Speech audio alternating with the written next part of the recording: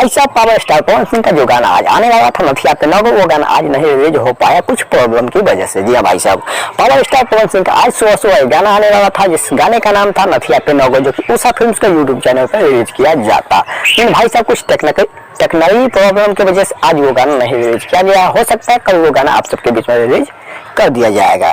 भाई साहब ऐसे आप लोग स्क्रीन पर दिख रहा होगा कि दीपक सिंह जो पवन सिंह जी के मैनेजर है, उन्होंने एक पोस्ट अपने फेसबुक पेज पर किया था कि भाई साहब कुछ टेक्निकल प्रॉब्लम की वजह से आज ये गाना नहीं आ पाया, लेकिन ये गाना कल आप सबके बीच में रिलीज कर दिया जाएगा। वैसे भाई साहब मैं आप सबको बता दूं कि पावर स्टार पवन सिंह का ये गाना काफी बेहतरीन होने वाला है। ये गाना एक रंगदारी सॉन्ग है। जी हाँ भाई साहब, इसमें पावर स्टार पवन सिंह काफी कमाल तरीके से दिखने वाले हैं। भाई साहब ये गाना एकदम बेहतरीन और लाजवाब होने वाला है।